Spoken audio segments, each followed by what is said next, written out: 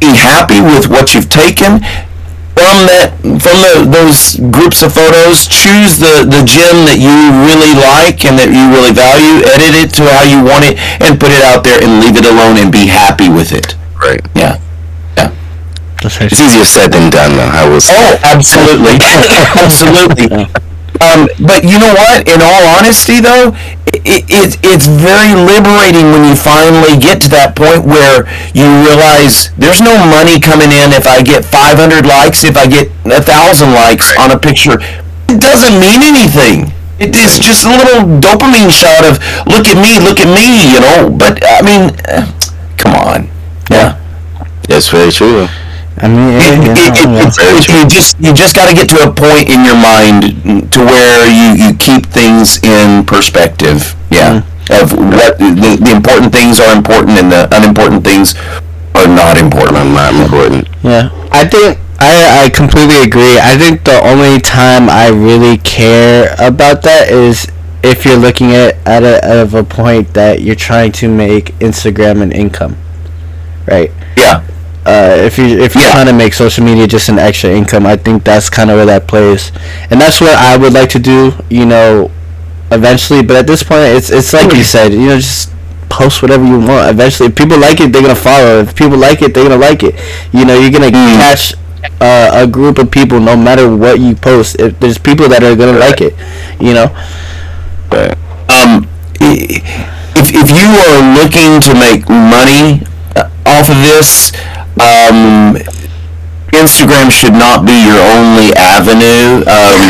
You know, YouTube, of course, Twitter. You got to get on Twitter because there's huge audiences over there. There's all these other photography related pages and stuff and all.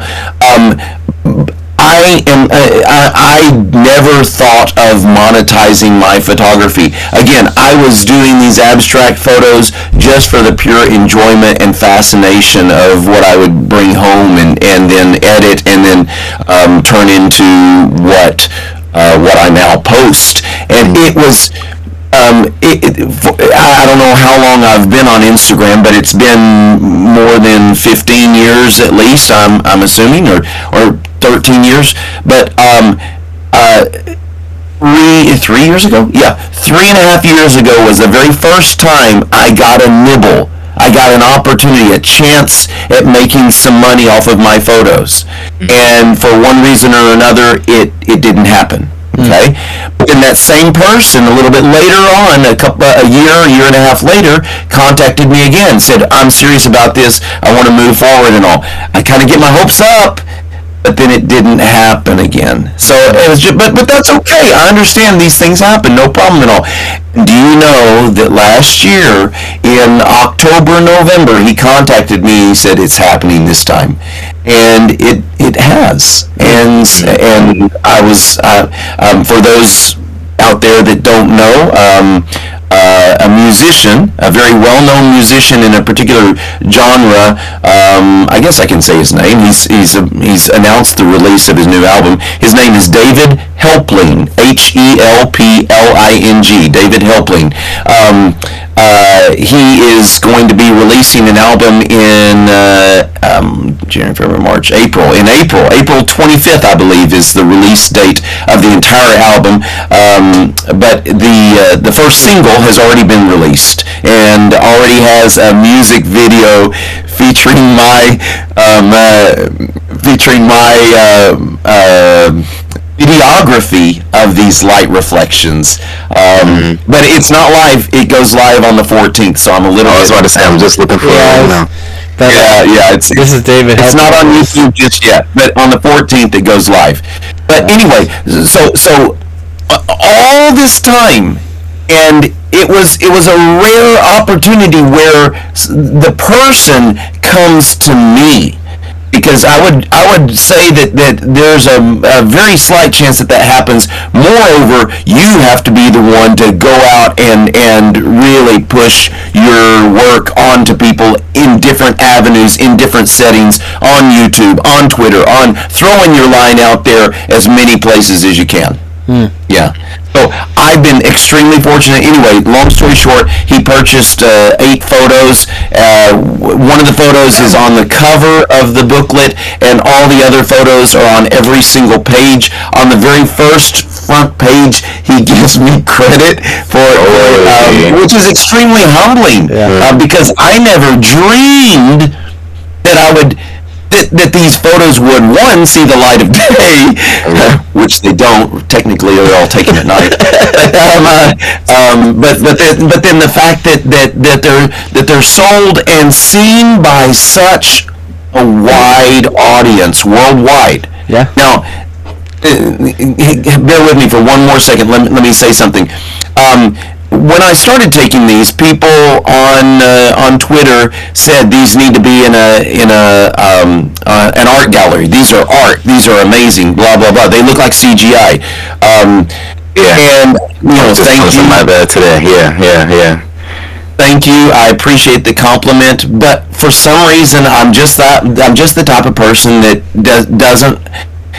doesn't believe in myself as much as I wish I did. But anyway, that's beside the point.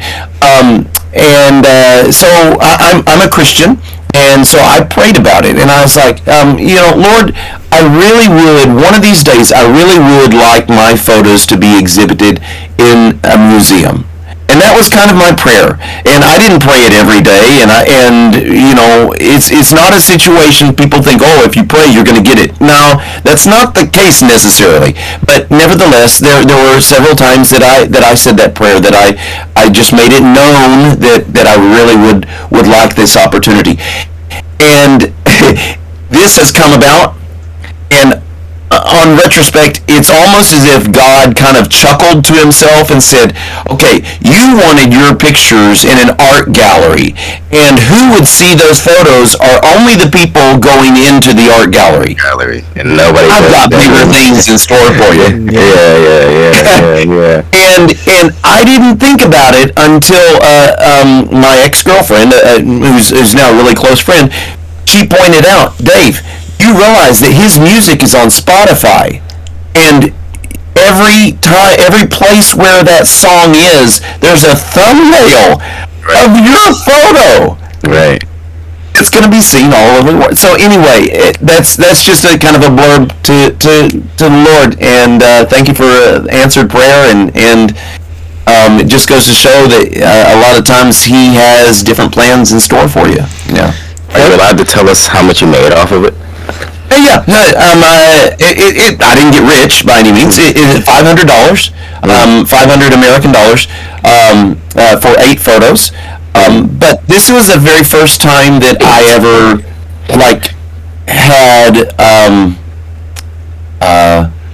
had physical cash in hand from photos. Now, I will say, I'm gonna continue talking. I apologize. Hey, no, you're good. I will say that back in 2019, 2020, when NFTs were having their boom, a buddy of mine who I'd traveled with a couple of times, in fact, I traveled with him to Greenland. That was one time I'd been to Greenland, and he's a fantastic photographer. His name is Ryan Newburn, Newburn, Ryan Newburn. He actually runs a glacial trekking service in Iceland, and offers photo packages and stuff. The dude, he's partnered with another guy, and the name of the company is Ice Picks Journeys, or Ice Picks, I think is what it's called. Anyway, and at the end of your trip, he offers you a package of all the photos as a souvenir. Fantastic, and he's an amazing photographer on Instagram. I think he's called on Instagram the Straw Hat Backpacker. Anyway, the Straw Hat Backpacker. Anyway, he told me, he contacted me and said, hey Dave, you need to get in on this NFT business. And I'd heard about it, but I was just like, unfungible tokens, it's a scam, it's I don't believe in this, and anything crypto seems shady. Oh, you get paid cryptocurrency for it. Anyway, long story short, I followed his lead. He helped me get a collection together of my abstract macro photography, and I put a collection of 40 pieces, 40 different photographs out there, and it sold out in one day. It was amazing, and you use Twitter to market the NFTs. Twitter was just the tool that was chosen.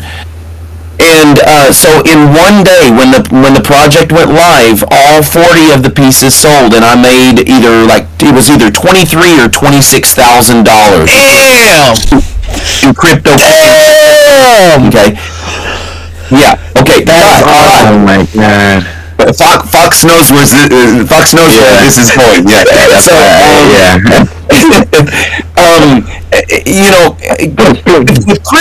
with crypto, you don't get cash in hand. It's all digital currency, right? And so just on the screen, it showed that this is the amount of money that I had made. Well, I'm not hurting. I'm not living hand to mouth. I save my money, but I am not poor by any means. So I didn't touch it. I just let it be. Well, needless to say, it's not anywhere near $23,000 now. But that's okay.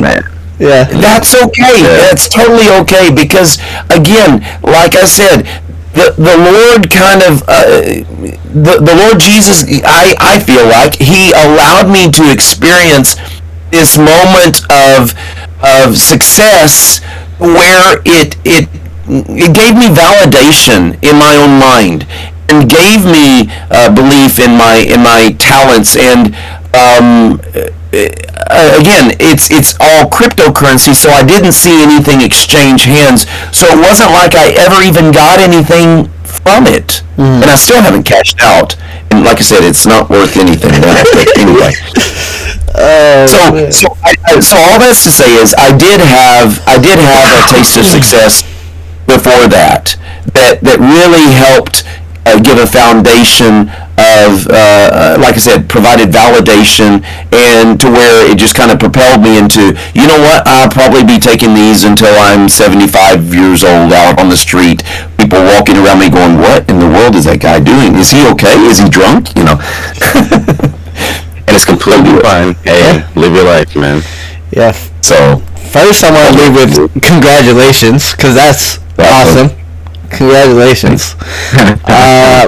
And damn. And from what you said, it shows, though, when you keep doing what you love and you keep putting out, even if you're not getting anything, that one day, the day will come where your work will be seen. You know, you will get recognized. You will, make something from all the hard work you've put in. Absolutely. Which was shown in the story you just told us, twice, which is awesome. I think, and it shows, when even if you don't see something right away, if you keep going with it, if you keep pushing, one day it's gonna come. But you just can't get. One blurb: never underestimate the power of prayer. And that's my belief, and I wholeheartedly believe it as a Christian. So, if it's God's will, then it'll come to pass. Yeah, very true. So, but yeah, it's been a ride, and I'm excited for the future. Like I said, I really don't see myself changing, because it's still. Do you want me to talk at all about like how I take these? Yeah, absolutely. We want to know how you take these. Absolutely.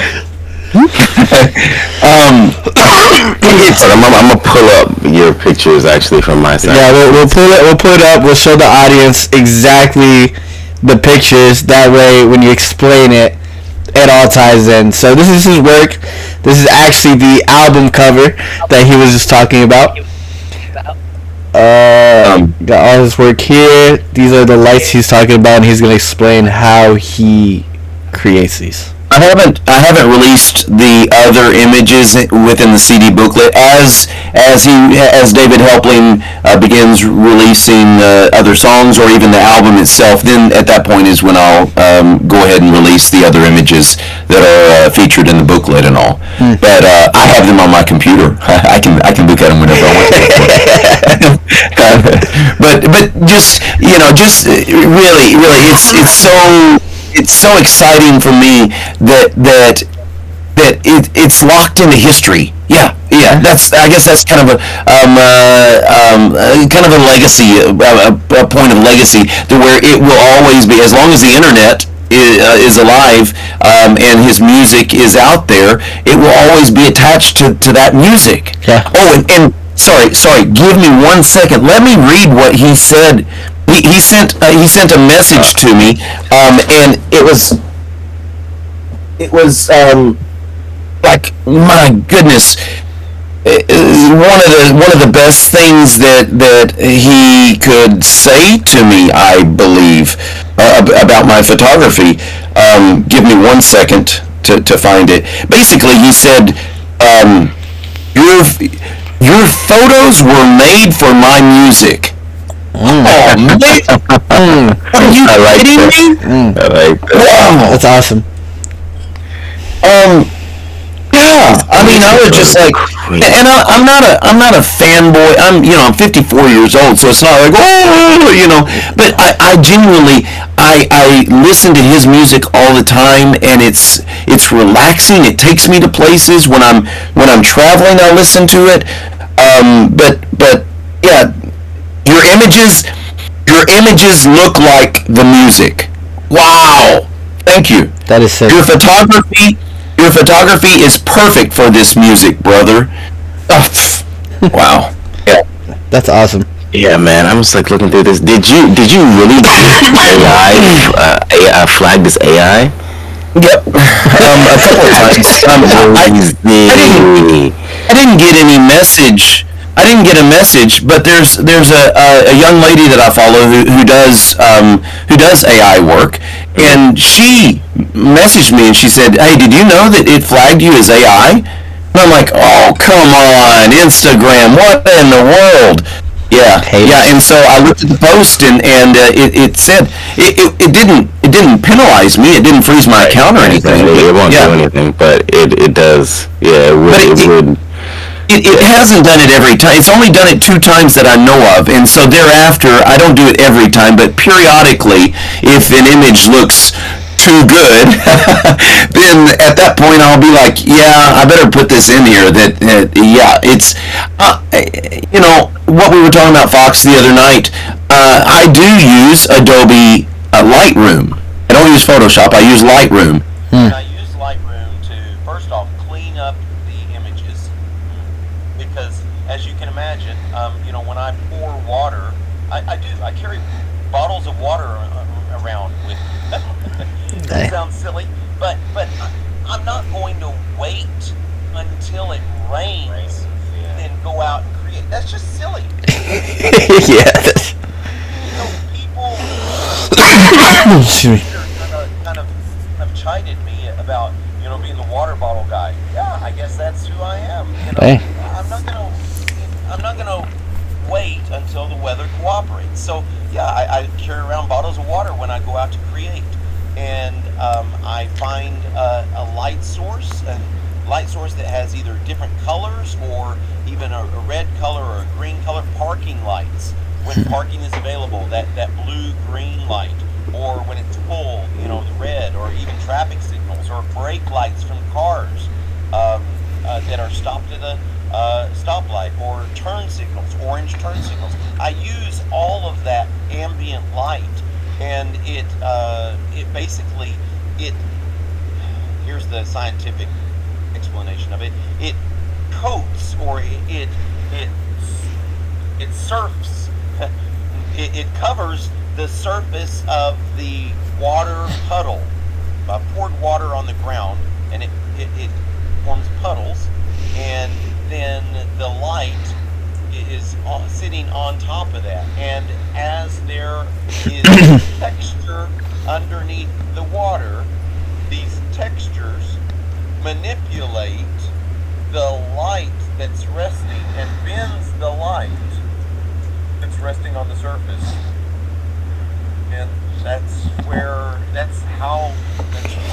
lot of the fine lines of light are how they're created. Now, some of the other images on my Instagram, it looks like the light is standing up. It blows my mind too. I'm the one that takes the picture. I'm like, Yeah. Justin, like I told Fox, with my eyes I can't see it. Hmm. The camera sees it because the camera has the macro lens on it, the 90 millimeter macro lens. And so basically, the illusion of it standing up is caused by the shallow depth of field.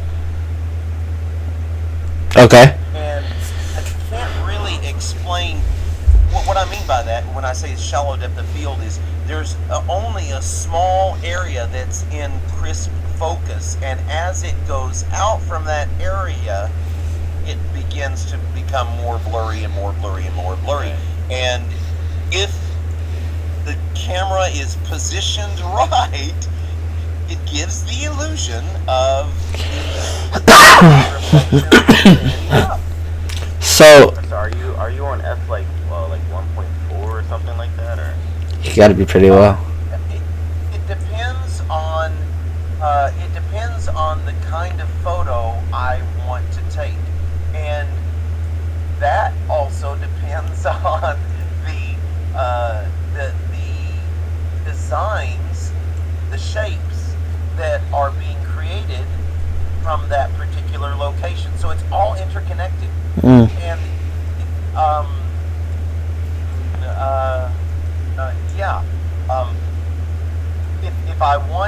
if I want a shallow depth of field where only a little bit, and then the rest is, and I'm okay with the rest being blurred. I wish I could show you the pictures.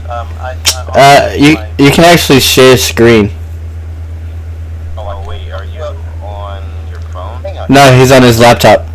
Yeah. I'm going to do it differently. I'm just going to. People can see this podcast, right? Yeah. They're watching. So Thank you, by the way. Show it like this, then. That's probably easiest. But a perfect example of this, of what I'm talking about, the shallow depth of field, is this image right here. Oh,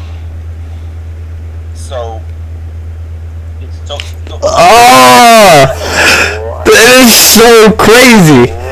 That is so crazy. If you'll notice, right in the section, that's in perfect focus. That's what takes shape. As it goes further out, it becomes blurrier and blurrier. And this still retains shape. So Fox, to your question, if I want this kind of photo, then it will be at a 2.8 or a 3.2 or 3.4. But sometimes I bring the aperture all the way to like 8 or 9, which means that I unfortunately have to increase the ISO quite a bit, depending on how strong the light is and the ambient light is around me. What's your shutter at when you're taking these photos? It varies, but most of the time this is not long exposure. Most of the time it's not long exposure. If the light source is not strong enough, then I'll have to make it a long exposure in order to get the light, because if I pump up the ISO too much, you can imagine with these kind of shots, I have to be really, really careful with noise, because understand, you guys get this, but to the general public out there, understand that these photos are of light, and light is not something that you can touch. But these particular photos, the way they're taken, the light has shape and has Those are not material, physical edges. They are just illusion of edges. And so, all that being said, I have to be really, really careful with noise and ensuring that I've thrown away a lot of not a lot of I've thrown away photos before because I just can't play with them enough. It just comes out too noisy. So let me ask you this: how did you even get into this? Like, how did you even figure out you could create art like this? I never studied photography. I never studied art, photography in high school or college. I wish I had, but oh well. As a teacher, as an English teacher working in public schools, I have the summers off. So from 13 years ago, from that point, every year during summer vacation, 6 weeks thereabouts, I would go travel. And after about the second year, I would take the traditional travel photos and post them on Instagram or post them on Facebook, and my friends and family would say, "Oh, how beautiful," and stuff like that. Well, after a couple of years, I began taking things a little more seriously, and I'm like, you know what? I need to think about how I construct the photos and look for leading lines and rules, loosely follow rules and stuff. So that from that point is where I started taking photography more seriously on an artistic basis, trying to just genuinely make my photos, specifically my photos, a little more different than the photos out there. If you pull up a photo on Google, or if you type in Tokyo, Japan on Google, you'll get all these shots. No, that's a bad example. Tokyo Sky. 900 shots of the same thing. They all look the same. So I'm always trying to think how I can capture this subject, whatever it may be, in a way, in a perspective that hasn't been discovered yet. Yeah. So that's just that. You take that mind, that frame of mind, that way of thinking, and that's how I've been shooting Nagoya for a long time. Is Nagoya doesn't have a lot of landmarks and everyone goes to this spot and everyone goes to this spot. Yeah. So because there's an absence of popular touristy spots, I have to create it by my photographs. I have to find the compositions that highlight Nagoya as an interesting place. You get me? Yeah. So it's so I'm always quite often, maybe not always, but I'm quite often thinking outside the box.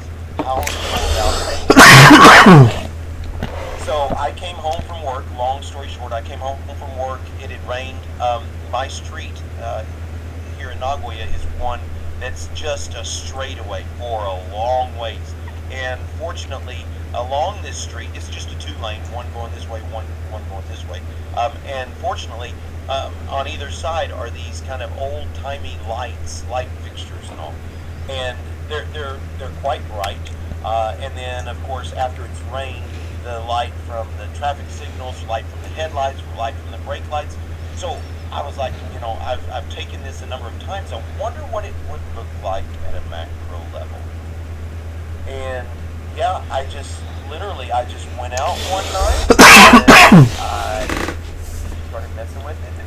And it requires this kind of photography. It requires a lot of patience, and it's not a situation where I just sit down and start shooting. No, it takes a good solid 15 to 20 minutes to. This is going to sound weird, but to get acquainted with. It sounds so strange. To get acquainted with the puddle that I'm shooting. Because each puddle is different in that each puddle has a different light source. Each puddle has a different texture underneath.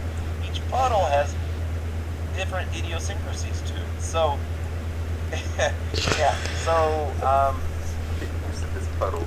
This puddle. 15 minutes. For the rest of 15 minutes. Keep in mind, I'm telling you, I'm not kidding you. Keep in mind, I get chided all the time. I get laughed at all the time. Get snickered at. What is it? Kabaka guy, I just ignore it because that's okay. They don't know what I'm doing. And sometimes people will stop and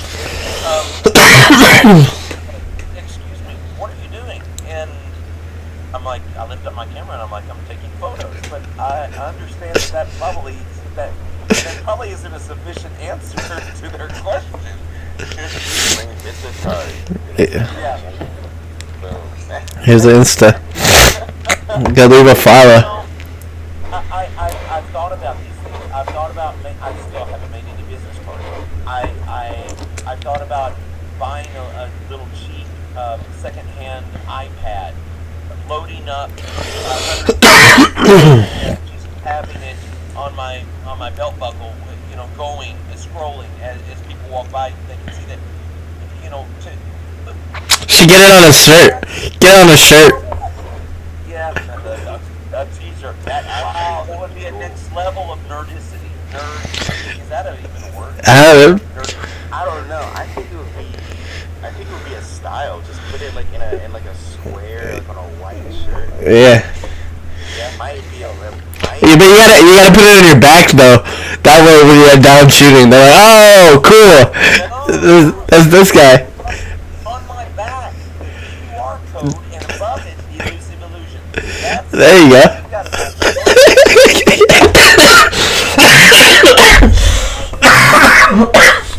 And I know that I can do these things, but I haven't acted on them. And I think the reason I haven't acted on them is because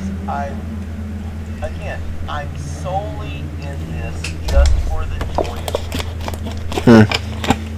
Just for the joy of art. If it was for money, you're right, I would be out there, hey, business card. First time someone laughs at me, hey, you want to see the picture? Hey, by the way, here's my business card. Hey, follow me on Instagram. If they want to follow me, great. If they don't, no problem. But I'm not in it. I'm not in it for money. If I get famous, great. But I'm still going to be the same David. I think my Christian roots help me that way. And all good things come from the Lord, and I give Him complete credit for this. Justin, you were asking me, how did I stumble upon this? And I'm telling you from my personal standpoint how I saw this, how I found my core values, and that's a big part of who I am. And you wanted to know me a little bit more, a little bit better. And so this is a big part, a big important part of me that I needed to include in this podcast. Yeah. Okay, we are back. We're back. You might want to send me another invite. I don't know why it did what it did, but we're back. I think it's your connection too. I'm getting like a echo off your voice every so often. I think it's because I have my. Am I still connected to your stream? It says you are.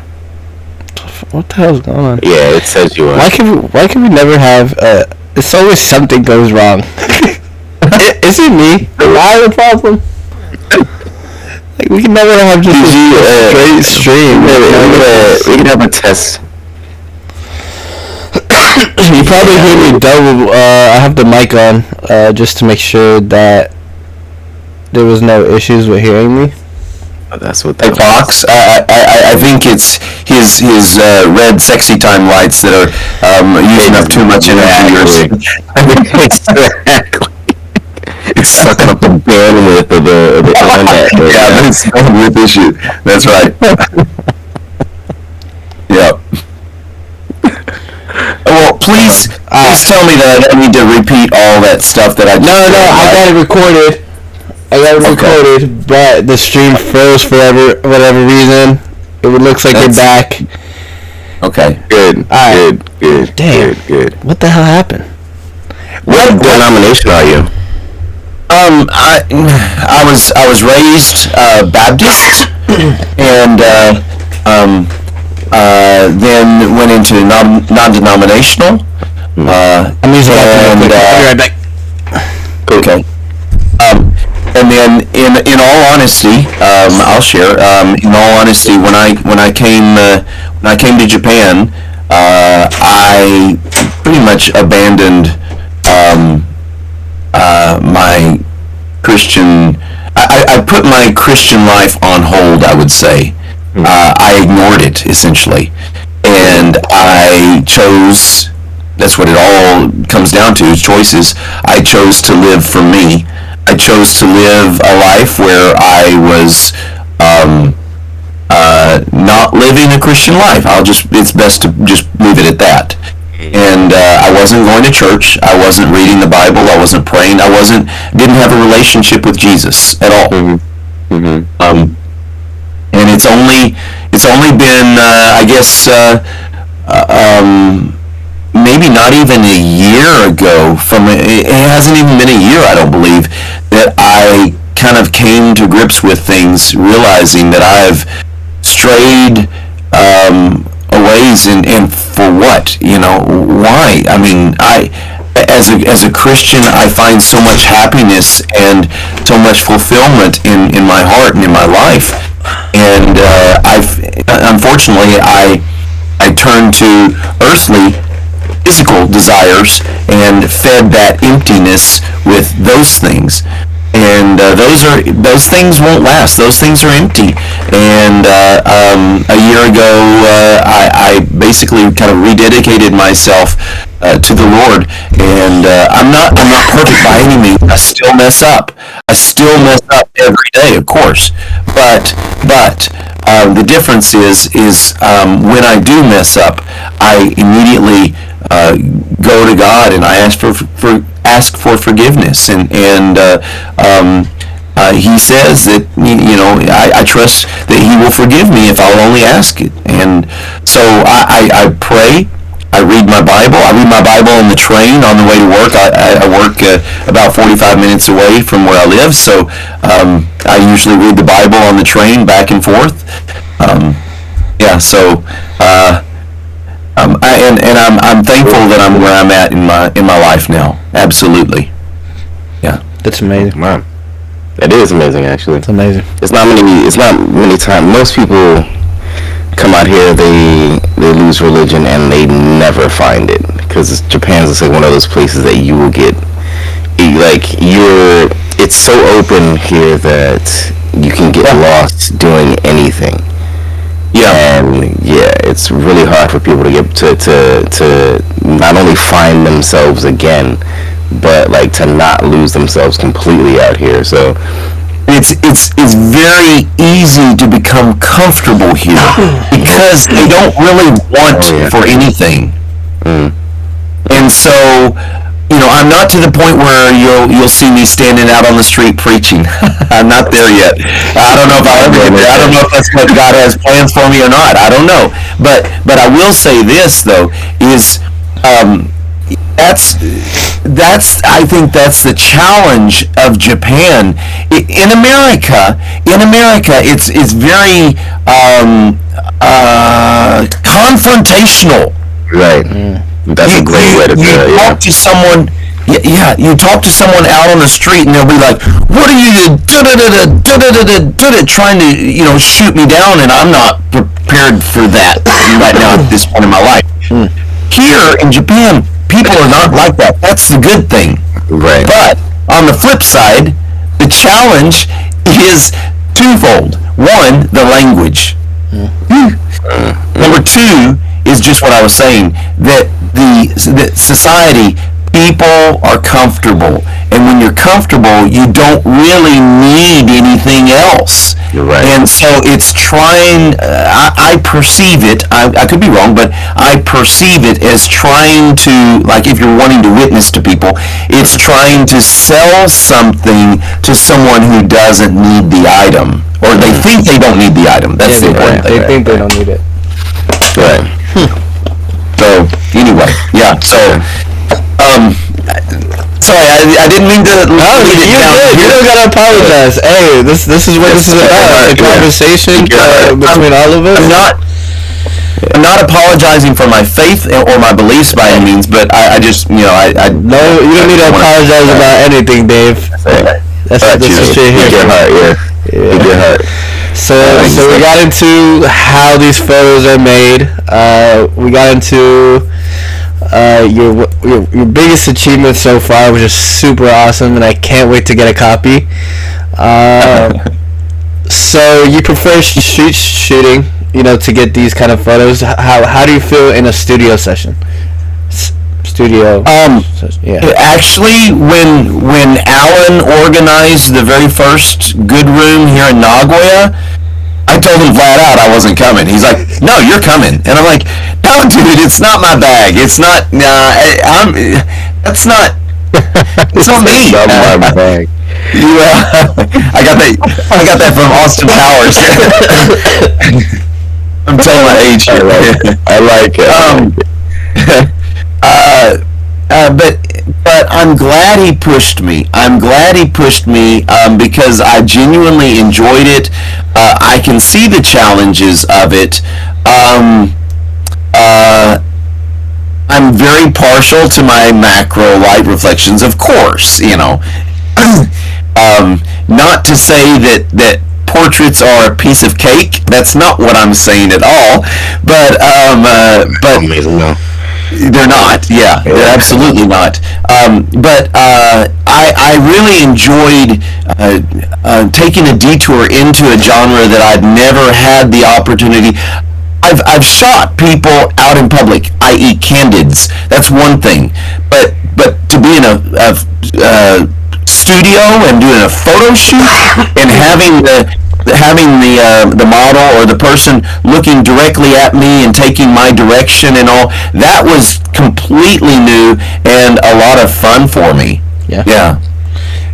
But there again, if you look at the photos from those things, I love to play with my color grading. I love to try and manipulate to where and so does Fox, by the way, with his recent West. Did you see my comment? The West. Yeah, it was like, oh my gosh. Yeah. Sorry, side joke.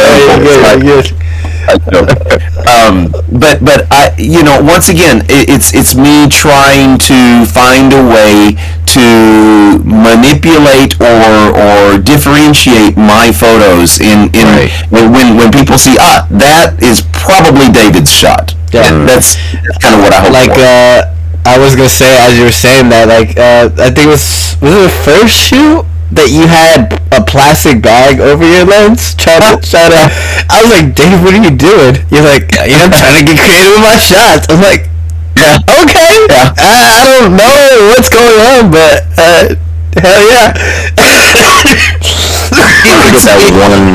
that one halo shot you took just completely opened my mind creatively. I forget who it was you shot, and you just got like the crest of the light over her skin kind of thing, and you were like, hey, look at this, and I was like, yo, what? And then I was like, wait, and it just blew my mind. And then ever since then, I've been a fan of your work, right? Ever since then, I was like, I haven't touched it. I haven't touched it. That's one of the ones I'm waiting for. I cannot wait for that thing to come. You're gonna have to wait for a little while longer. Sorry, even longer. I go through phases, like I said. So, like right now, I'm in a. I think right now I'm kind of in a landscape phase. And I when I get the urge to travel, when I get the travel bug, and I'm like, oh man, that was a good trip. I'll pull out a hard drive, start digging through photos that I inevitably never gave a second look to, never touched or edited, and wow, that's really good. Why did I not? Oh well, hey, and then give it its due, and then put it out there finally. I.e. the one that I just posted today of the tent in the ice fields. Just like a once in a lifetime place to ever experience. What? Yeah. Yeah. It doesn't and I'd never looked at that photo. I'd never looked at it after I'd taken it. That's what 90% of my photos just stay on either memory cards or hard drives. I never look twice at them, and yeah. So right now I'm kind of on a landscape kick. I'll inevitably tomorrow or the next day post another one or two abstracts, and then I'll probably do a portrait, one or two portraits. Yeah, keeping it interesting. Yeah, I was just about to say that. Are you keeping it mixing it up? So it's I've been thinking about it. I've been nervous. But the Instagram algorithm doesn't like me. It doesn't like me. I don't care. Let it be a hater. Whatever. Yeah, it's whatever. It needs to change anyways. Apparently it did. They did like the moonlight picture over Osaka. That's such a crazy picture. I love these colors. Dude, I have you two to thank for that. That was the night before the photo shoot in Osaka. That was the night that both of you bailed on me. Both of you chose to go to karaoke instead of walking around taking street shots after I took the train and fell asleep on the train and missed my stop and then ended up walking back. It's because of you two that I actually found that shot. Because as you two went off to go with the group to sing karaoke, I wandered down this street, looking off to my right, looking off to my left, looked straight ahead, and oh my goodness, wow, look at that moon. Oh, wow. It just... I couldn't believe my luck. I happened to be on the right street, and it was right there in front of me. I had no idea. And do you know that I made my way after taking those photos, after taking a few photos of it right there in front of me, I quickly made my way to Dotonbori where the bridge was, because I was like, oh, this is going to be perfect. It's right above it. And by the time I got there, the moon was all clouded over. I looked at the pictures, and yeah, you can't even see the moon. You're like, what is that? Yeah, it doesn't. Yeah. Damn. So it was moment. It was perfect timing and being at the right place at the right time. Yeah, truly. So, like I said, thanks for bailing on me that night. I felt so bad. No, it's fine. However, we still had, Fox and I got it done, but Justin, you and I still haven't shot together. I know. Not for me wanting to, not for me not wanting to. Get him. I'm sorry. Get him. I'm sorry. Hey Fox, he'd rather spend his money to go with a group to karaoke where he gets to sing 2 songs in the span of an hour, and all the rest of the time listen to these horrible renditions of you have no idea. You have no idea how bad it was that night. I thought I tore karaoke up. I thought I tore it up. I've never been to karaoke. That was the first time I ever No. I'm saying your 2 songs were probably really good. All the rest of that time you were sitting there, possibly listening to everyone else sing, and that's what you paid your money for? I could have given you this stellar shot of the moon. See, you could have been capturing life with your camera. My legs would have not gotten that low. I was not hitting that shot. Oh yeah, his poor tater is suffering in low light. It suffers in low light. Yeah, it's also the lens though. I've been using the 24 by 105. It only goes down to Shout out to Sony. That I swear by the A7R3. Man, it saves me in low light. I generally shoot dark. If you look at a lot of my photos, a lot of the times look too dark. But thanks, that camera, it really can capture and retain colors within the shadows, and I use Adobe to Lightroom to make those corrections. But I prefer, you guys know this already, but you people out there that don't, you can't add color into the photo. So traditionally speaking, in my mind at least, it's better to take it dark and then to pull back the shadows, revealing the color that's already there, as opposed to taking a photo that's too bright and you can't add color to it. So traditionally speaking, I generally tend to take my photos on the dark side. That sounds. There you go. There you go. That's your face. So if you could change cameras, what would you go for? Oh man, before Sony, I swore by Fuji. I didn't have any problems with Fuji. I love Fuji. A lot about Fuji. I shot with the Fuji X-T2, and that's what I used, and I still have it. Still have the lenses to it.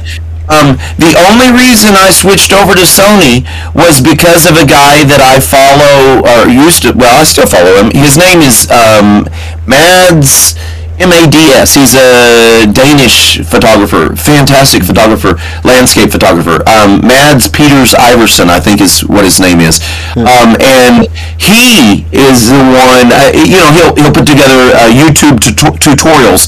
And I watched one of his YouTube tutorials, and he swore by this particular camera. Not the Sony A7 III, not the Sony A7 II, the A7R3, and that's the one. I'm like, okay, he recommends this. He recommends it. It's good enough for me, and it just so happens that, like I said, it's good in low light situations as well. So I didn't know this until Alan actually told me. He's like, yeah, Sony is really known for doing really well with low light. Yeah, I found that out the hard way when I was shooting in the club with Fox, and I got mad. Yeah, we're in the dead black. We have only pink lights, and then the pink lights were dim. And I was like, yeah, I got no problem. And he's like, wait, what? I was like, yeah, look. He was like, yo, what the? I was like, it looks like all the lights are on in here. Right. And I'm trying to hold my little light, my LED light, trying to get pictures, and he's just shooting wherever he wants, no light. I'm like, yo, this is cheating. Yeah. This is cheating. That's good. With the algorithm. Takumi said not karaoke. Yeah. Hey, Fox, I'll tell you this also. This is interesting. Once again, kind of a testament to how life meanders and puts you at the right place at the right time where you need to be. Going back to 2018 or 2017, one summer I decided to go to Patagonia, to travel on my own to Patagonia. And Patagonia is in Argentina. And so I made the journey there, and I was shooting Fuji at the time. Long story short, I get to the main spot where you're photographing Fitzroy. It's the mountain named Fitzroy. And there's these two Japanese guys, elderly Japanese guys in their 70s, and he sees me shooting Fuji, and he's like, oh, Fuji!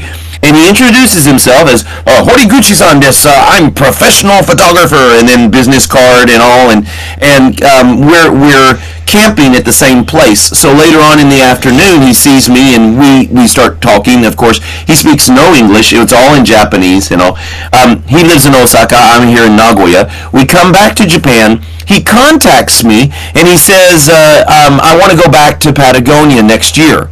I was like, well, Patagonia, it's a little expensive, because it's a long ways away. I don't think I can afford it. He's like, oh, it's okay. I'll fit the bill for it. What? Oh. So, but hear me out.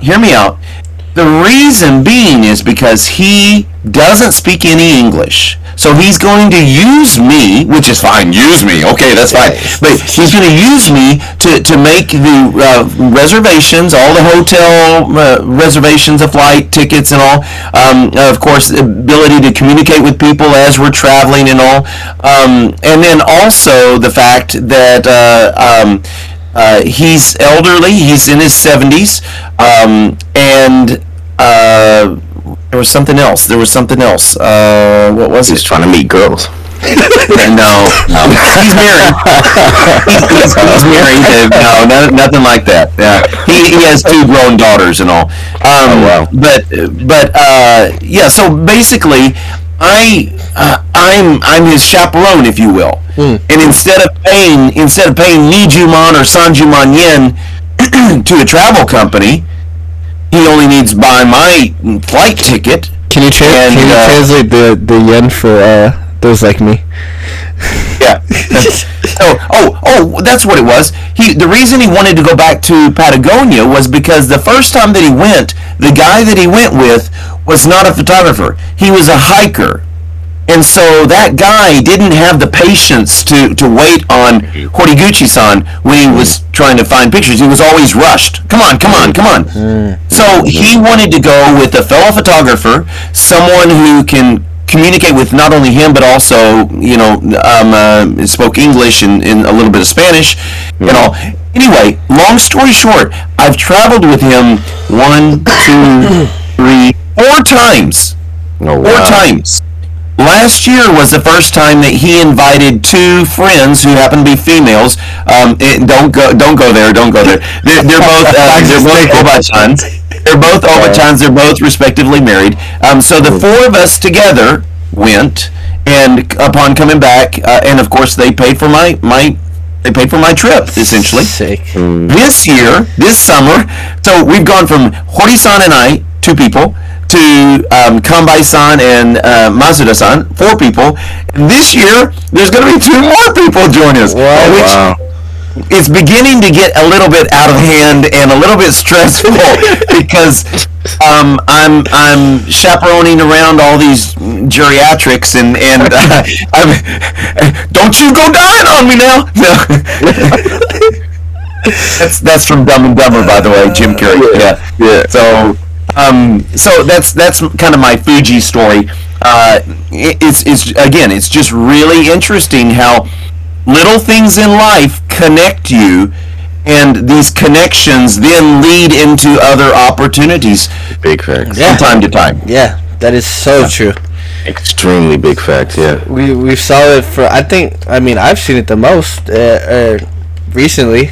I think with one picking up the camera, meeting Tony, which turned into a shoot that went bad, meeting Fox, which turned into me knowing Tony, turned into me going to Good Room, and it's just those little things that kept connecting, and now we're here where we're at right now, which is it's crazy. Did not expect any of this. Did not expect to be doing a podcast. Did not expect to be taking photography so serious and trying to figure out how I can create a platform to, introduce those who aren't being seen that are super talented. So it's awesome. It's those little an things. Expensive hobby. Very expensive. It can be an expensive hobby. Yeah, especially like traveling is crazy right now. Yeah. But I do it because I love it. I do it for those who show up. It's not cheap to always come from Iwakuni to Osaka every other weekend.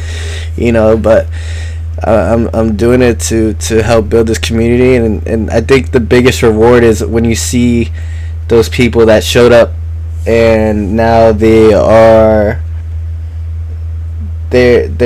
hanging out with each other. They're doing shoots with other photographers. They continue. You had a part to play in that. Yeah. It's like you sit back and you're like, wow, if we didn't do this, these people would have probably never met each other. Now they're best friends. Right. They're doing everything together. Right. So that's right. Super cool to see it, and that's what keeps me going. I think is seeing that happen. And when you're not there, when you and Fox aren't there, they now have their own friends that they didn't know before you guys. Yeah. Right. So building connections, even separate and apart from you guys, which is really good. Yeah. Absolutely. Super awesome part about it. Takumi is like true reach. So I do have to ask, what is like your biggest goal with photography? Do you have one bigger than you've already hit, or? Hey guys, I'll be honest with you. I've never been a goal-driven person. I've never been one of those people that sets a 5-year goal or a 10-year goal or even, it goes back to feeling very blessed with good health, with simple blessings that the Lord has bestowed upon me,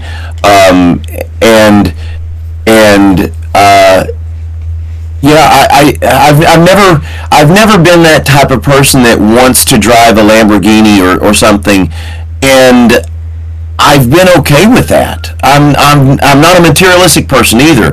The money that I make at school generally goes in the bank, and I don't buy anything other than spend money when I go to Osaka or go to Takayama or to feed my hobby of photography. So, in answer to your question, I don't really have a goal per se. I never really even dreamed again that having my photography picked up and used in the music business, yeah, would ever even be a possibility. But David Helpling enabled that dream to come true that I never even knew that I had, that I never even dreamt before. So, I guess what I'd like to say to that is, I'm sure I'm not the only person out there that never had a dream or never had a goal per se of where I wanted this to go. And to that, I would say, don't necessarily worry about it. Allow life to steer you. If you're a Christian, allow God to lead you, or allow life to lead you in directions where you never would have dreamed you would have gone. Let me back up real quick. I'll give you a real quick example. When I was in America, I'd finished my MBA, and I started working for a consulting firm, and I was making some amazing money. I was making six figures, and I wasn't buying a sports car. I bought a home. I bought a nice home in North Dallas, but I wasn't living the materialistic life or anything like that per se. And back in 2002, Fox, you might remember this, the dot-com bubble, 2001. There were, Justin, there were, at that time, there were a lot of companies that were internet startup companies that were actually kind of shell companies that didn't really have financial backing, but stock-wise, they looked like they had a big value. And in 2001, 2002, if you go on the internet and look up .com bubble, .com bubble, it burst, and the companies all lost their valuations, and they began laying people off. Well, the consulting firm that I was working for hired people for companies.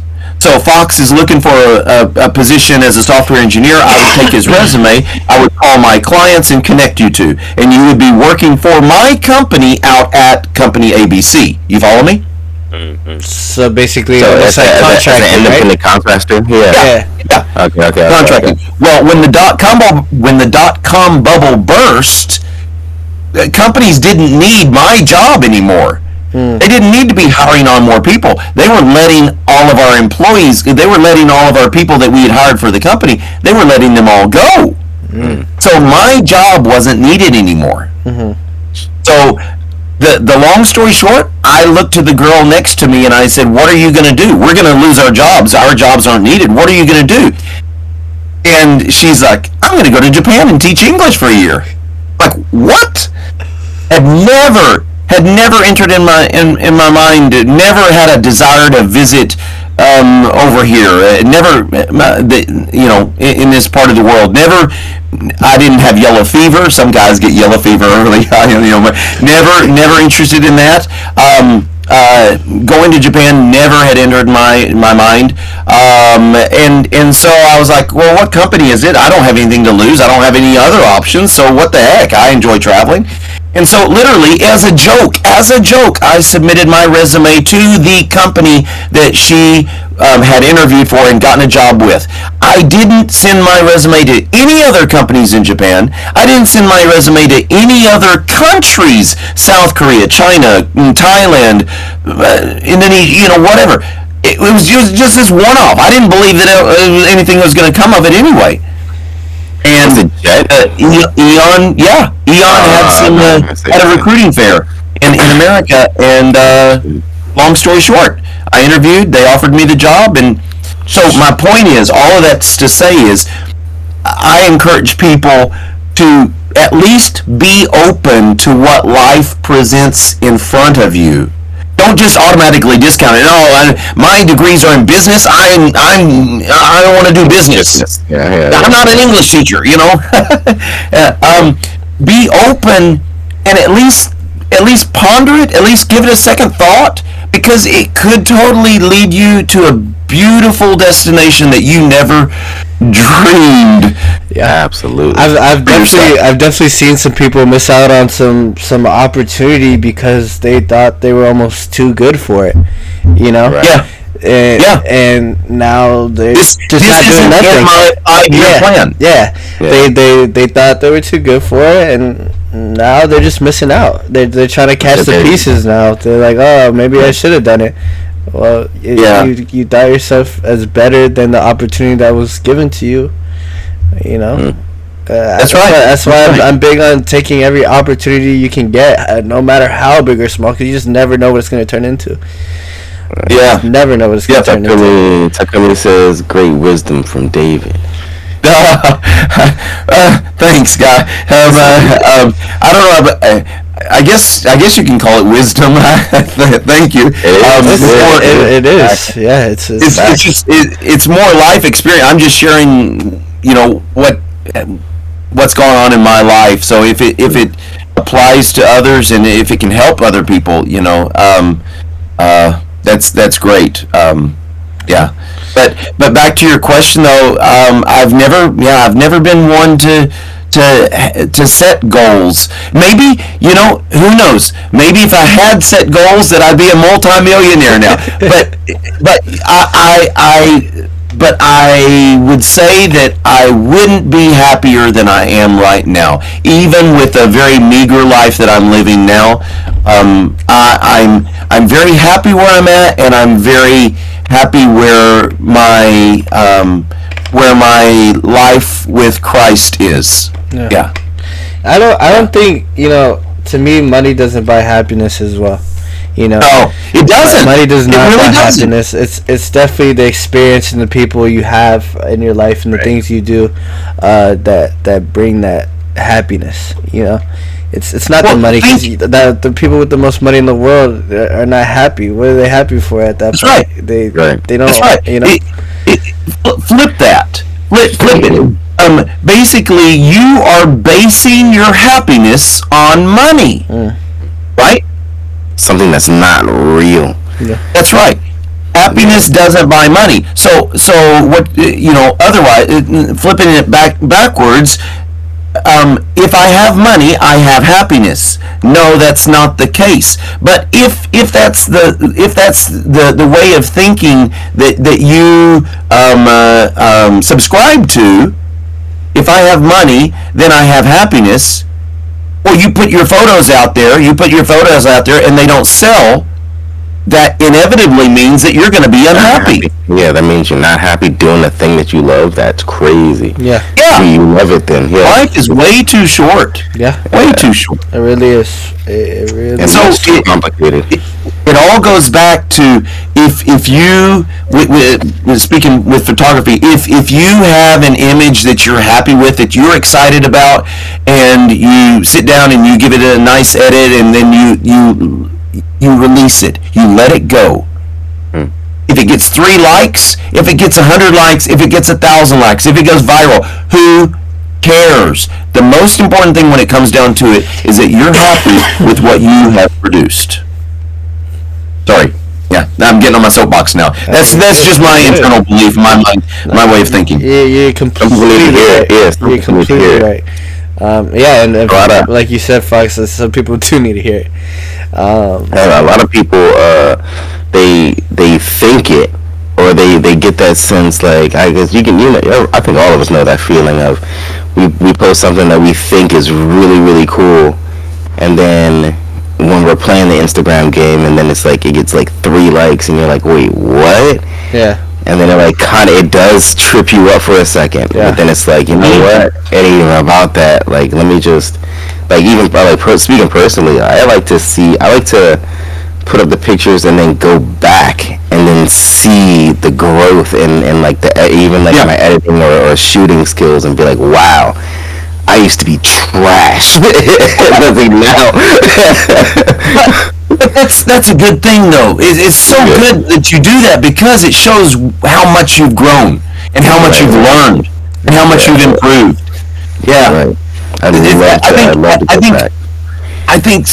think all photographers need to do that ever so often to remind them, you know? Yeah. Because we creatives get so hard on ourselves, because just like what we're talking about, and I fall prey to it a lot of times as well, that we base our happiness and our hopes on the fact that it's going to be well received, and we're going to get that dopamine shot. And if it doesn't, then we're depressed, and we're slightly second guessing our work and all. Yeah. Right. I completely agree, and I think I found myself doing that a couple of times, where I'm like, this photo's crazy, and it's only a couple likes, and you're like, oh, I guess it wasn't that crazy.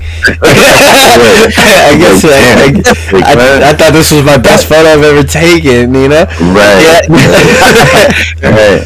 See, that's the thing, and this needs to be said all over the place, is Instagram's algorithm controls everything. So, as many followers as you might have, it only shows a small portion of your. It only shows this post to a small portion of your followers, and even those people may not see it, but just a glimpse of it and all. Yeah, it's so arbitrary. It's so misleading. It's the system. It screws with your brain so much. Yeah, especially like the insight thing that they have. That's why story posting is so heavy. Yeah, story posting is heavy. I agree. And that's the thing that made me realize how much of a joke it was, like chasing shit on Instagram, because like they have this whole hashtag system, but you'd figure that, like, because you were just talking about the insights, you figure that you'd be able to go and see like what hashtags got you, like, okay, which one's gonna give me the most exposure and stuff like that. Right. There's nothing on there. Doesn't help you at all. Right, it doesn't. So it's like, yo, what? So even if I put the hashtags there, it's like it's really not doing too much, unless it's like, or I don't even know what the fuck. But then at the end of the day, it's like it doesn't even fucking matter. Well, and yeah, I mean, you're exactly right. You hit the nail on the head right there at the very end. But going back to it though, why not give us some instruction as to how our content is graded? How it's graded? Is it graded on creativity? Is it graded on the time of day that you post? Is it graded, you know? Damn, not again, Fox. My camera died. Well, we have been on for like a cold ass 2 hours. Yeah, Serena says that's why story posting is so heavy and reels. And I agree when it comes to growth of social media. That's what they're saying. It just really, depends. Yeah, but if you're not into reels, I like reels. I hate. Yeah, I like. Oh, man, no. Yeah. No. I'm a photographer. I'm not. Yeah. Right. And like that triples my workload at that point when I have to make Right. It truly does. There's so much more time that's needed to be invested in it. Man, I'll tell you, you guys know Dennis. Man, his reels are so dope. He's a monster. Man, Dennis is a monster. Oh, and his transitions and stuff, so good. Yeah, he's really good. I honestly, does Dennis do it full time? We haven't got to talk to Dennis, but he will. Yeah, he does. Okay. Yep. So he has that full time that he's able to do stuff. But I know he's constantly doing stuff. I see his stories. I'm in his little chat group that he has. He's constantly doing stuff, and I respect the hustle, because that's a lot of work. That's a lot of work. Between Thank you, dog. between shoots and events and posting and all that, it's sitting down and making reels for different platforms is Yeah, that's insane, man. it's a lot of work. Yeah. But man, does he produce quality? Does he? It's sorry, Dennis. Sorry, bud. But it's become a little bit too risque for me. So all I do is when I see your post, I like it and leave it alone. I don't even scroll because I don't want to put myself. I don't want to feed my weaknesses in my mind. I'm human just like anyone else, and just because I'm a Christian doesn't make me infallible to I'm just as weak as anyone else, any other red-blooded guy. Man, the way he presents some of these women, I'm just like, goof. Yeah. Facts. Big facts. If I was Catholic, I'd need to go to the church and say my rosaries and ask for forgiveness. I'm not Hail Marys and everything. Yeah, exactly. How many Hail Marys would that take? Probably a lot. Probably a lot with his photos. But the boudoir stuff aside, he is extremely talented in the street photography genre. Man, he's all around. He's very talented. Very talented. Yeah, very talented photographer. Absolutely. Cool guy too. Definitely a cool guy. For sure. And we're gonna have him on eventually, and he can tell us about that. I'm interested. I'm super interested. I'm interested in hearing what he has to say. So. We'll ask a couple more questions and then we'll get out of here because it's getting late. What advice? Real quick, I need to give a big shout out to my brother Alan, because without him, I would never have met you guys. Without him putting together the Good Room photo shoot, I never would have met you guys. I never would have dipped into this genre of portrait photography.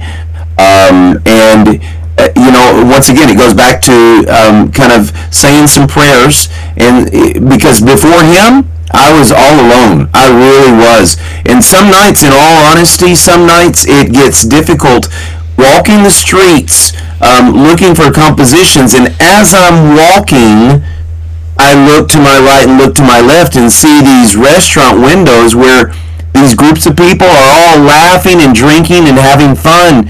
And unfortunately, being single at this age, it's not easy to have an opportunity to go out with friends, because those friends are now married more than likely and have kids. And so a lot of evenings I find myself, even though I enjoy creating, I find myself looking at windows of restaurants and seeing all these people having fun, and I'm all by myself taking photos of little water puddles. Well, that's another thing. I love the community too. I think that's another thing. It gives people people to hang out with, and that's what, like I said earlier, was when I sit back and I see these people just either like posting on their stories they're out to dinner, or they're actually shooting, or you know what I mean, with people they met at these events. It's super heartwarming to see that, because now because you don't know what people are going through at the end of the day.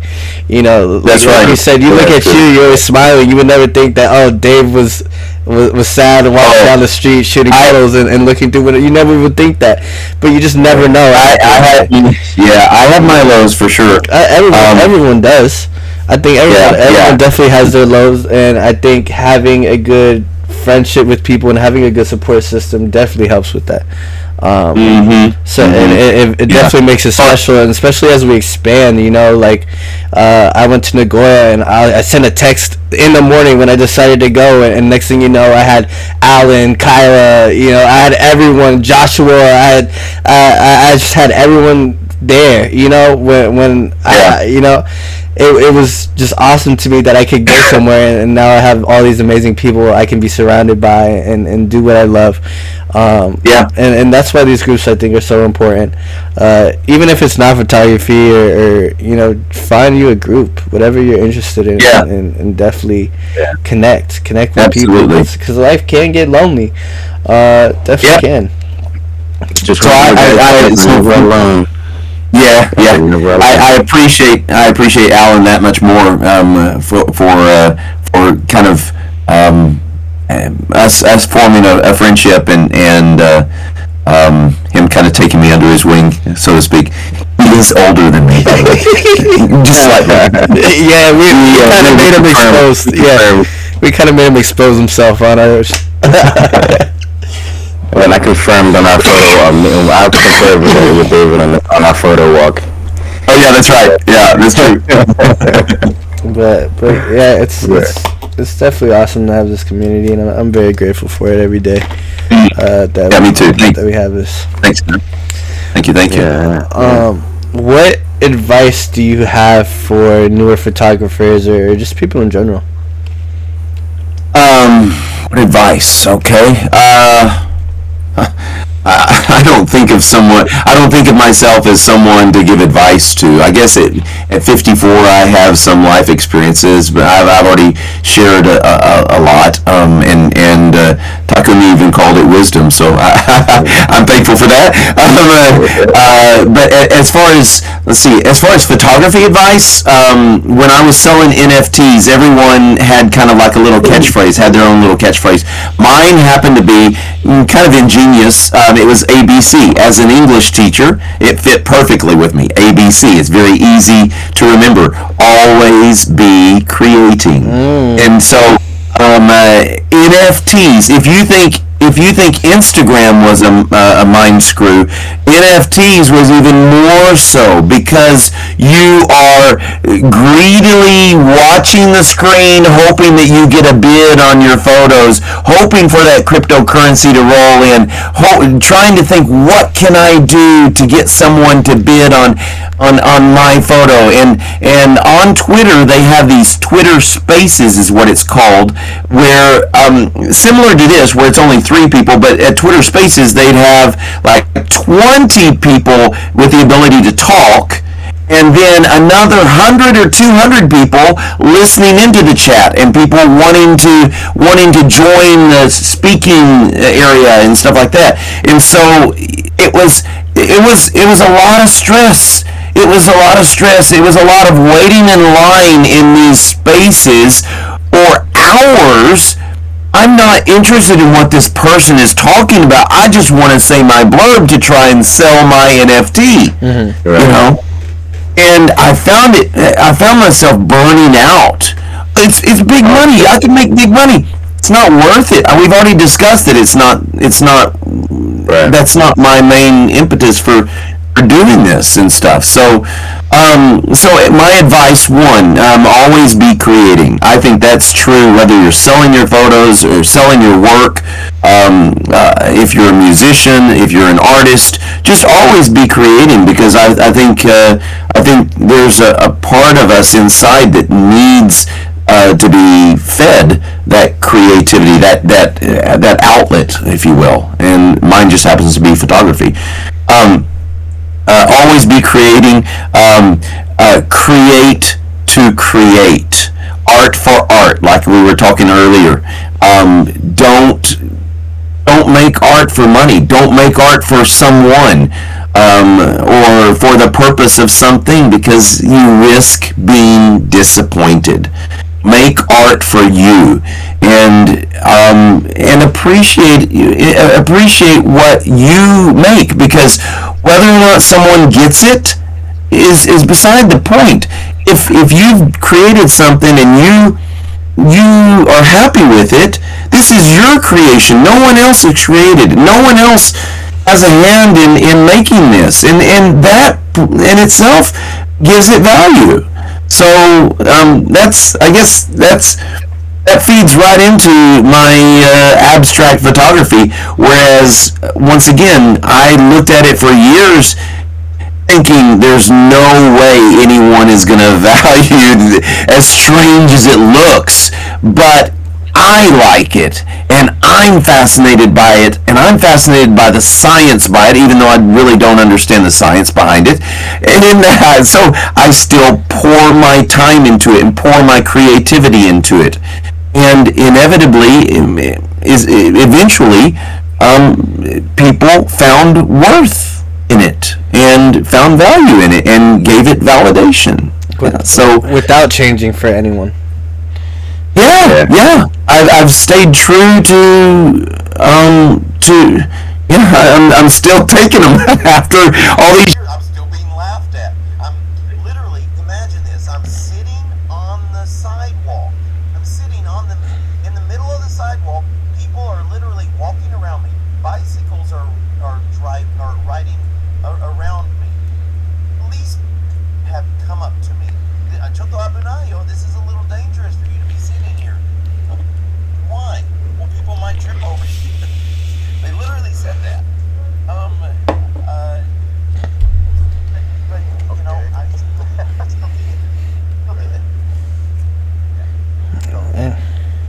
that's I guess that's my sense of advice. Hey, very good advice. Very good. Stay true to yourself. Stay true to yourself. You sure you didn't write that down? I love it. Right? He's just recording. You're just recording the text and it's just creating answers for you.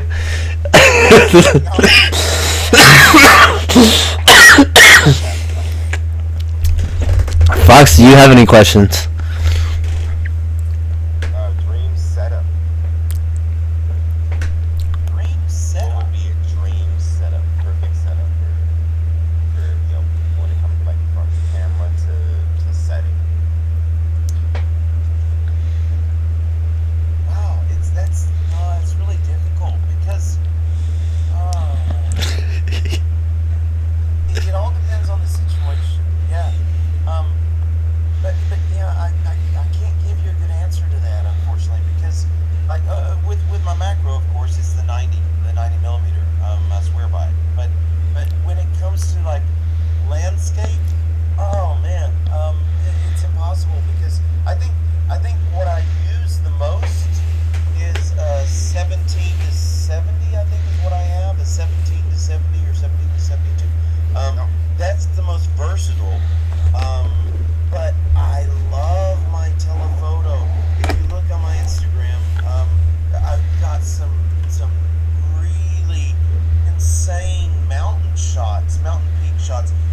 Last year I'd gone to Kyrgyzstan, and which is in Central Asia, and I went to the base camp of Kontengri base camp. And basically the base camp is surrounded by all of these epic mountainscapes. And again, the average person with their phone is going to take this kind of picture. That's not the photo I want. I'll take a photo, but I want the composition within the composition. And having the abstract eye with these macro abstracts enables me to find those compositions within it enables me to find the beauty within the grand composition of it all. Does that make sense? I'm not finding it right now, unfortunately. Hang on, give me 1 second. That's this. Okay. Yeah, here we go. Yeah. Like, Why does Twitch hate me today? look, Everything froze again. it's too bright.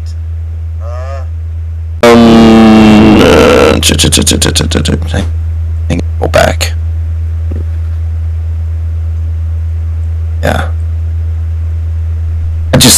Yeah, that's just me. That's so yeah. So going back to it, and going back to what you're saying, probably my most versatile lens is the. Are you guys there? Okay, yeah. Is the 17 to 70, I believe. But then I have a macro, a zoom lens that goes up to 450. And it's a heavy beast, but man, does it deliver as long as I have a tripod for it. Gotcha. I was about to say that thing. I wonder what that thing weighs. It's pretty big. Sorry about the stream, guys. I don't know what's going on today. I never have good luck. It froze again. I thought I had it right here. Thought I had it in here, but I don't. Yeah. It's all good. But yeah, so it honestly it all depends on the situation and what I'm going to be shooting. So if I'm going to do my light reflection abstracts, of course I'm just going out with the 90. If I'm doing street photography, I'll take this lens. This is the 17 to 70. It's a Tamron, but it works great. It's not a Sony Prime or anything like that, but I love the versatility of the 17 to 70. And then I also have 70 to 180 2.8, which really helps. And I use both of those equally, I would say, in my street photography. The portraits, the candid portraits that I just posted a couple of days back, of people shots, those were taken with that 70 to 180 lens. Yeah. And then if I'm traveling landscape, I will take all three. I'll take the 17 to 70, the 70 to 180, and then I think it's 50 to 450. It's crazy. Damn. Yeah, it's a beast. Yeah. Nice. But that gives me a huge variety to where I can get the full expanse of the landscape, and then I can I can also get the cut it into pieces if I want that. Gotcha. Nice. Hell yeah. Let's open up any questions to chat. I know I lost a couple viewers because my stream wants to keep freezing. But if anyone is in here and wants to ask Dave a question, now's the time. Ask away, ask away, ask away. If there's no questions, that's fine too. I'm okay with that. As a teacher and as a student says to the teacher, you've already answered all my questions. That's a nice way of putting it. You did. Let's see. Yeah. A lot of people left when my stream froze again. Damn. Yeah, I don't know. They dropped out when my stream froze one more time after the first time. Oh, is that right? I don't know why it's doing that. I can never win, it seems like, when it comes to streaming. Well, I don't know the first thing about it. Again, this is the very first time I've ever done a podcast with anyone. So I hope you enjoyed it. I enjoyed it. Yeah, it's been fun. And it's not nearly as nerve-wracking as I thought it would be. See? So I told you, it's just a conversation, you know. At the end of the day, that's all you're doing is talking. David Helpling has actually talked about having a podcast. Actually, the record label, creative director for the record label, his name is Daniel, and he was talking about having a podcast of himself, myself, David Helpling, and the other gentleman, Eric the Taylor, who is collaborating with him on this CD. We would do a podcast together, so that's possibly in the works as well. There you go. Now you have a little warm-up podcast. Yeah, I'm experienced with these podcasts. Oh yeah.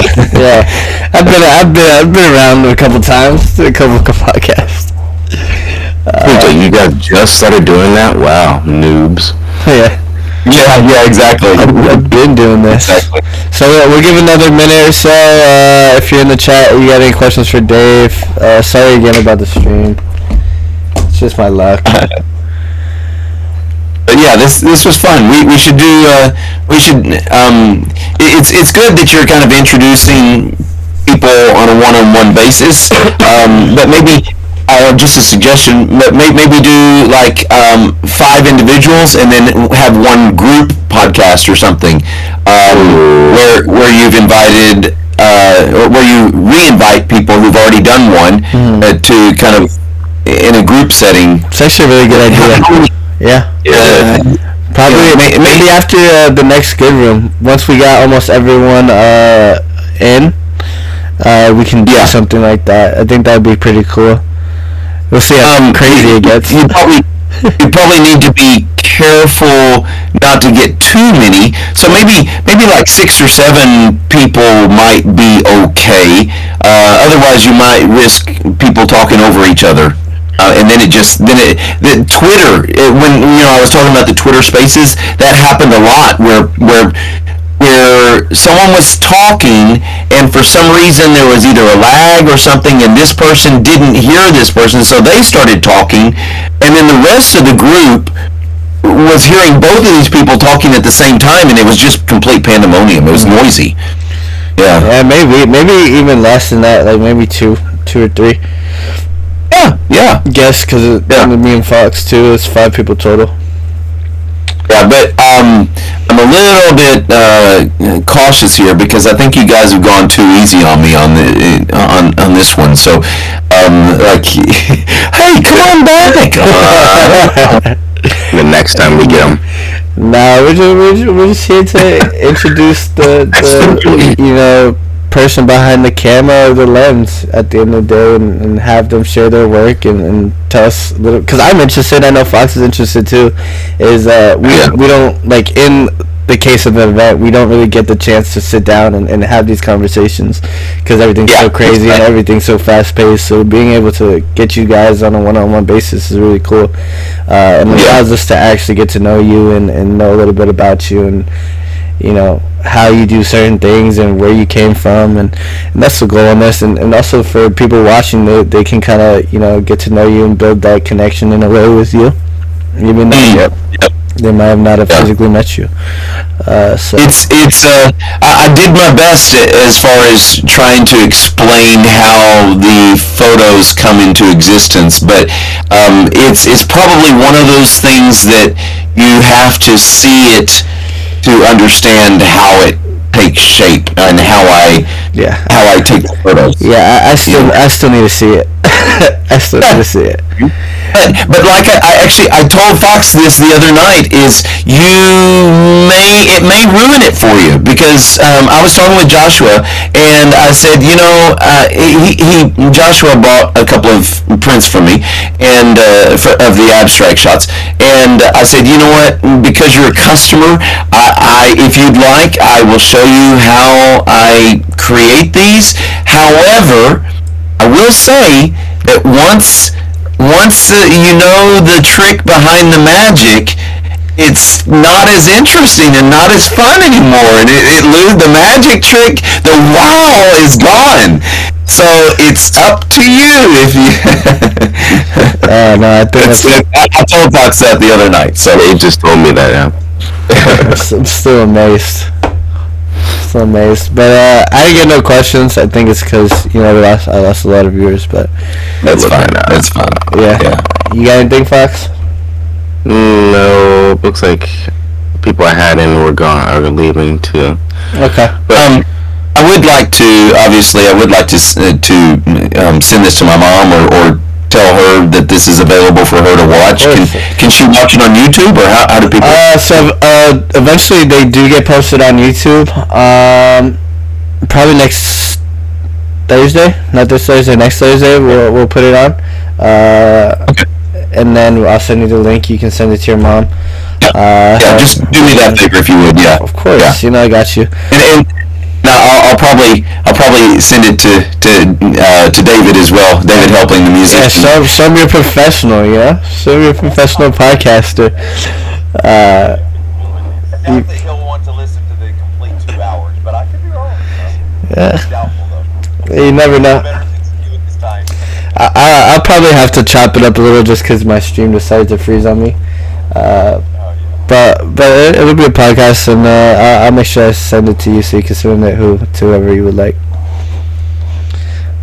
But no questions. I just want to thank you so much, Dave. Even though you didn't want to come on at first, but I'm glad I got you on. I think it was a great conversation all the way around. I'm just grateful to have you, man. You're an awesome guy, awesome photographer. And thank you for coming on and sharing who you are and your beliefs and your advice and your life experience. It was very interesting, I do have to say. So much that I think we hit a 3-hour podcast, which hasn't been done yet.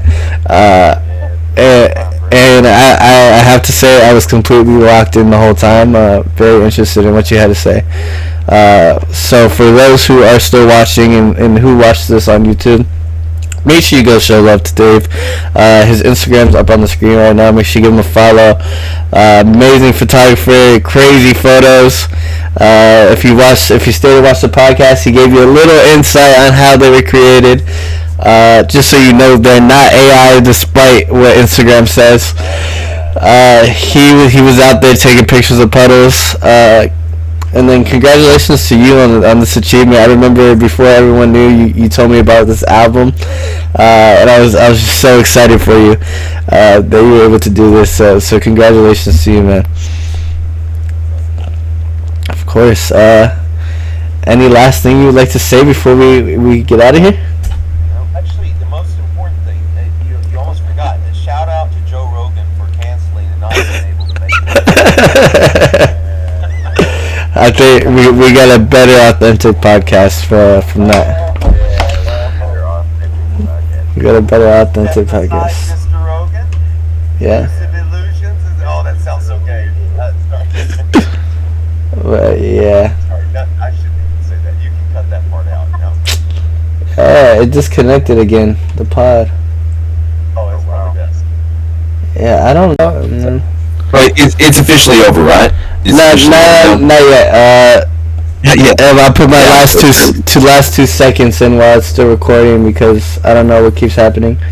But thank you again. Thank you for everything. Thank you guys. Thank you both. Of course. Enjoyed it. Yeah, always a pleasure, man. It was super fun. Super fun. Better than Joe Rogan. Yeah. Should I say Joe Rogan? Hashtag Joe Rogan. Who knows, maybe.